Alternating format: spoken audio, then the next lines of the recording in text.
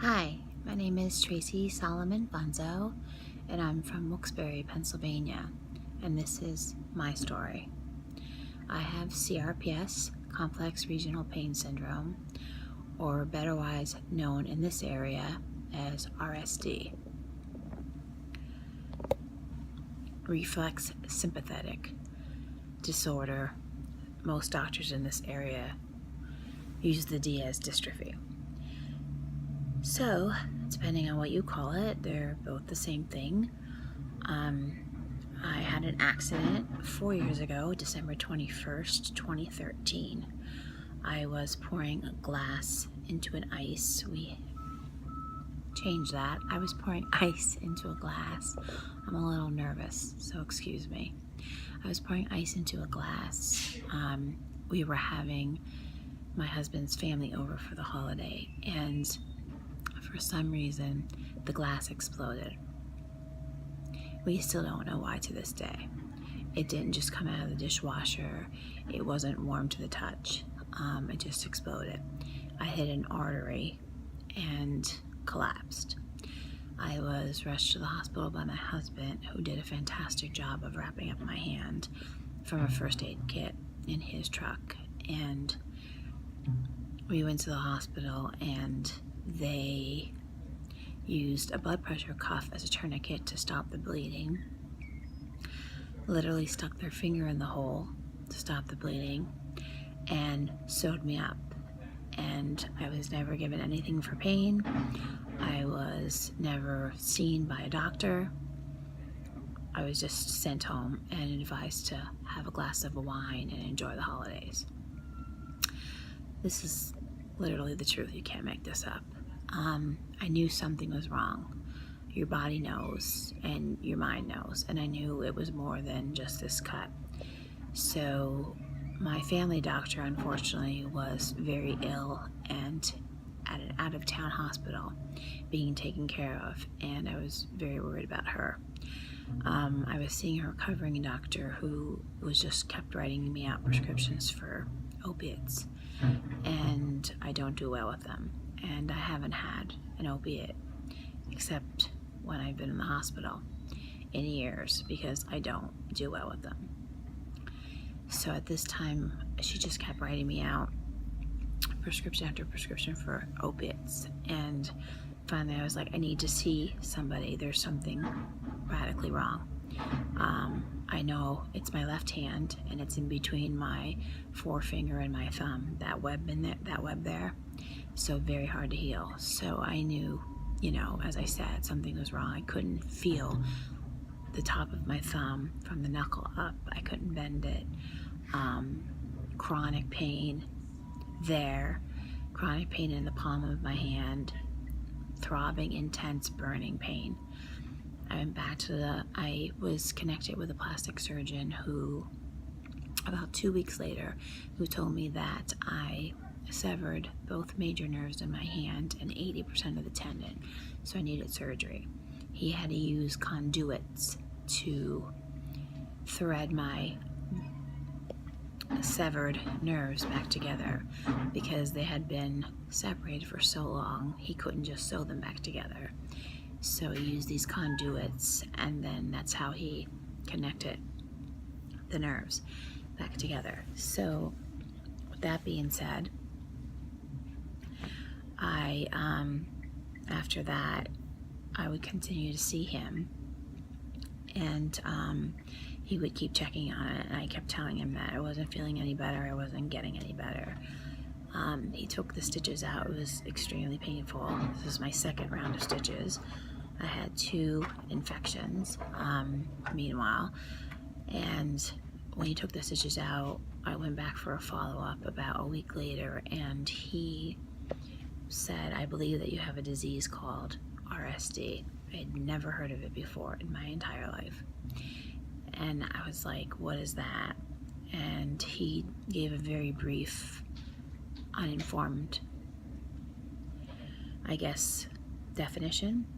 So I had to go for a nuclear bone scan, where you go and you drink nuclear stuff, you go home for 2 hours, you go back. And he had told me look at the screen when they're scanning your hand. If your hand lights up, you have RSD. Immediately, my hand, all 5 fingers, and my wrist lit up. So I knew, and I didn't say anything to the staff, and they said, you know, you'll get your results after the radiologist reads the report. So, meanwhile, about 24 hours later, I called my family physician, who now is out of the hospital. Wanted to let her know what was going on and see if she got the results, and she did, and she told me to come in. So I went in, and she told me that I had this disease, and I cried because I didn't know what it was. And when you don't know what something is, you're scared. And the plastic surgeon who sent me for the bone scan and did my surgery told me, don't go on the internet and read about it because it'll scare you, so don't. So I listened to him. And then my family physician was like, look at, I don't want you to be nervous, but your best way is to go on like a .org or a reputable site and read about this, because you're going to need to be your own voice, which was the best advice I could have been given. So I went home and read for days, and I had to find my own CRPS/RSD specialist, because neither my PCP or the plastic surgeon knew anyone. And the plastic surgeon basically signed me out of his care. He was like, there's nothing more I can do for you, and so I'm going to sign you out of care. Find yourself an RSD specialist. My primary care physician, who's a doll and I adore, and to this day is part of my medical team and fantastic, she was researching herself, trying to find me a specialist. I found one that was out of Philadelphia, and he came to our area twice a week. Not every week, like twice a week, like every 3 weeks, or once a month. So I started seeing him.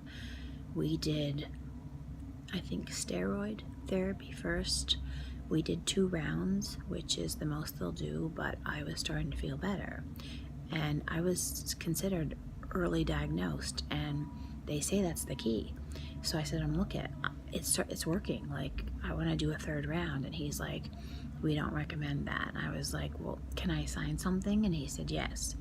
So I signed papers, and I did a 3rd round of steroids, but it didn't take. I only felt good for about a week or 2, and it was back with a vengeance. And he sent me for physical therapy again. This was like my 2nd round, and OT. It was too painful. I would leave there in tears, just like the first time around. The plastic surgeon sent me after surgery, and now I was going again and crying through the entire thing. So painful, unbelievably painful. Went back, and I was like, it's entirely too painful. I don't know how this is helping me. I'm in pain when I'm there. I'm crying when I'm there, and then I come home and I'm in immense pain for 2 days until I go back again, and then it starts to cycle all over again. So he stopped it, and then we were back on the opiate train.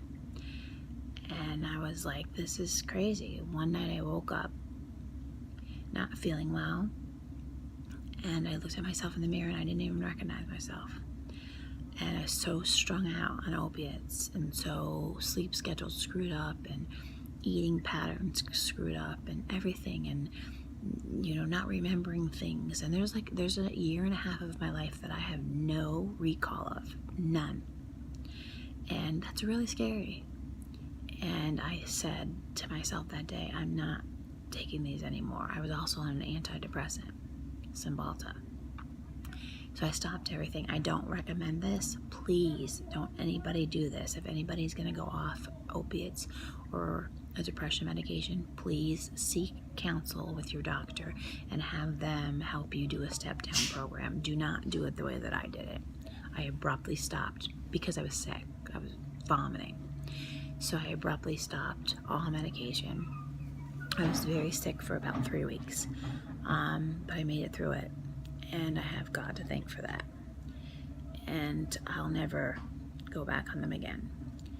So all of a sudden, then the RSD doctor was missing. He stopped coming to our area, and I didn't know what I was going to do. Now, at this point, I was just seeing my PCP, and she was writing out prescriptions for me for anxiety, which I definitely have, and also a muscle relaxer, which I would take when my hand I'd get tremors and extreme pain, and I would use that versus opiates, and also versus, because now at this point studies were coming out saying that Tylenol and Advil and ibuprofen and all those things were also not great for you, so then I was afraid to take them. So I was basically taking the anxiety medication as needed, not an everyday thing, mostly at night, like night anxiety, and the muscle relaxer, which actually got me some sleep, because insomnia is unfortunately a side effect of this RSD. I'm sorry I keep scratching myself. I think it's a sign of nerves, and I apologize. So I found a neurologist down near Philadelphia, and he was phenomenal and knew a lot about CRPS. I got into a clinical trial for Neridronate. I hope I didn't butcher that. It's Neridronate. So I got in the clinical trial for that. I was actually the first one out of their office to be approved. So I started that. It was over 2 years ago. And I did that. It was weeks. My husband had to take family medical leave to drive me back and forth, because it was about an hour and a half from our home. And I was in no shape after treatment to be driving myself. And plus, I wasn't driving at this point at all, because I couldn't grip the steering wheel with my left hand. So I did the clinical trial. I didn't feel any of the side effects that they said that you would feel, so I knew deep down that I was probably given placebo. But it wasn't confirmed until the following Christmas, and they sent me an email, the drug company, stating that I received placebo, but I already knew. And I was very depressed, very, very depressed, and I probably should have been on depression medication at this point, but I wouldn't go back to that. So I just fought through it. I found music and meditation to help me get through that time, and I still use both of those things, and also anything funny. Funny YouTube videos. I have movies that I've saved on my DVR that I find hysterical. Anything to take myself out of that mindset, because to this day, and it'll be 4 years this May, so in 2 months, since I've been diagnosed. So when I get to that depressed place, or that I have nothing left to try place, I go to the funny zone and watch a funny movie, funny YouTube videos, etc. Use music, use meditation, anything I can to get my headspace out of that depression. And it works for me, and I'm glad that it does, and I hope it works for some of you. Some other things that I do, I have a Himalayan salt lamp, I have essential oils, and the diffuser. Somebody gave my sister a recommendation, and I use it. It's I take a hot bath with, I'm trying to think of, it's rubbing alcohol, but it has to be the green one, wintergreen. You could see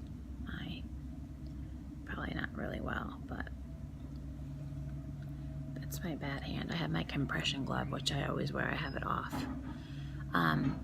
Anyway, so I'll use this wintergreen rubbing alcohol in as hot as water as you can stand in your tub, and get in it, and that really, really helps. And it takes away a lot of the achiness and stinginess. I mean, not forever, but it'll give you at least like an hour relief. Well, me anyway, so maybe that will help. So between the funny zone, which I call it, music, meditation, and these baths, they help me very much.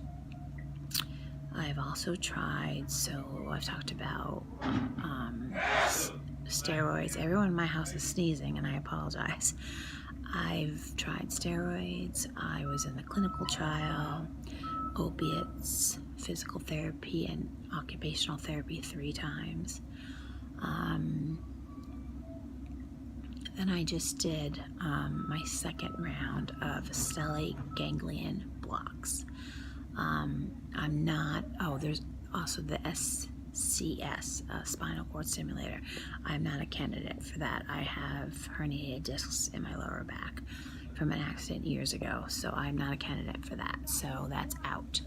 So I'm running out of options. So I found a pain management doctor here in my area who's fantastic.